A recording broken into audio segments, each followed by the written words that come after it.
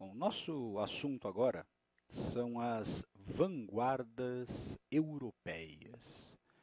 Para a gente compreender a literatura do século XX, e, na verdade a arte do século XX como um todo, é impossível a gente não estudar esses movimentos artísticos conhecidos como vanguardas europeias. E a gente pode começar, talvez, pela própria etimologia da palavra vanguarda. Na verdade, essa palavra vem do francês avant-garde, que podia ser traduzido por na frente da tropa.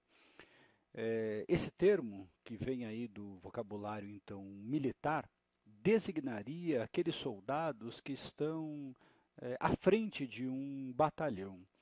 Bom, essa expressão, vanguarda, por ampliação de sentido, passou a designar então qualquer postura caracterizada pela inovação, por estar à frente do seu tempo, por de alguma forma representar um modo de romper com as tradições.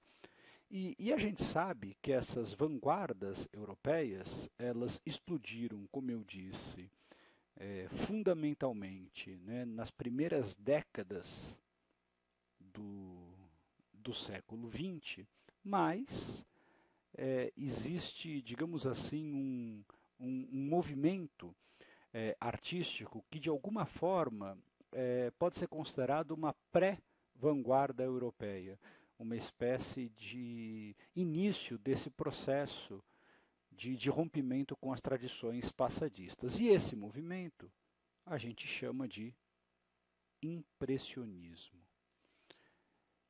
Embora esse termo seja muito mais usado na música e na pintura, aliás, é importante a gente dizer que essas vanguardas, ao contrário do que algumas pessoas pensam, elas não englobam apenas as artes plásticas, a pintura e a escultura, mas elas são movimentos artísticos amplos, cujas manifestações chegam, enfim, ao cinema, à literatura, ao teatro, às vezes até mesmo à moda. Mas no caso do impressionismo, que na verdade está ainda na segunda metade do século XIX, e que explodiu principalmente na música e na pintura, já que na literatura a gente não usa tanto esse nome impressionismo, né? A gente prefere utilizar o nome de simbolismo, mas digamos que são movimentos estéticos praticamente irmãos. Enfim, a gente pode começar a entender esse movimento da vanguarda pelo impressionismo. Quer dizer, o impressionismo não é propriamente uma vanguarda, mas de alguma forma ele inicia, como eu disse, esse processo de rompimento com a arte passadista, com a arte tradicional. Bom, eu trouxe uma tela aqui para você dar uma olhada. Eu não sei se você conhece essa imagem. Essa é uma pintura do grande francês, praticamente criador aí do impressionismo, Claude Monet, e ele pintou a Catedral de Rouen. Rouen é uma cidade que fica ao norte de Paris, na Normandia, e eu acho que esse quadro, na verdade é uma série de quadros, eles nos ajudam a entender muito bem o que seria essa arte impressionista. Dê uma olhada então nessa sequência que eu preparei aqui para vocês. Mais uma tela da série, mais uma tela da série e mais uma tela da série. Ao todo, como eu disse, o Claude Monet, o pai do impressionismo francês, ele pintou mais de 20 telas, praticamente com o mesmo enquadramento da mesma igreja. No entanto, cada uma delas, você percebe, tem uma tonalidade diferente. E por quê? Porque ele pintava a Catedral de Rouen em horas diferentes dos dias e em épocas diferentes dos anos. Aí alguém pode dizer, mas poxa, a catedral é sempre a mesma, sim, mas talvez a grande característica do impressionismo seja justamente essa. Não se pinta o que se vê, mas se pinta um pouco o que se sente ao ver. O impressionismo é muito mais caracterizado pela sugestão do que pela observação mais acadêmica, digamos assim, da realidade. É por isso que você vai ver que os contornos eles já não são mais tão bem definidos, às vezes a pincelada é um pouco mais grossa, e de fato os impressionistas eles não buscavam, digamos, essa precisão na representação artística. Existem alguns pintores, como Toulouse-Lautrec, como Van Gogh, que são chamados de pós-impressionistas.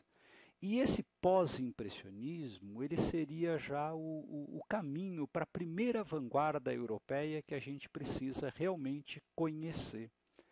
Essa vanguarda é o expressionismo. E o expressionismo ele pode ser visto como uma espécie de radicalização do impressionismo.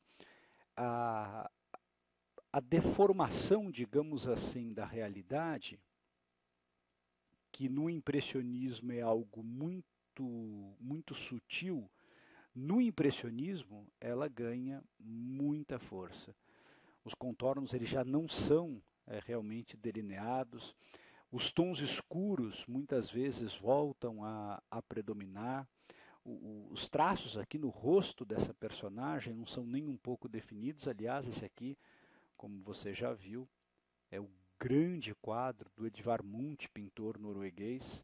É um dos quadros da série O Grito, quadro que foi arrematado em leilão em 2012 por quase 120 milhões de dólares. Agora, é claro que muito provavelmente esse quadro, quando foi pintado, chocou a arte da época. Era um tipo de pintura, sem dúvida alguma, que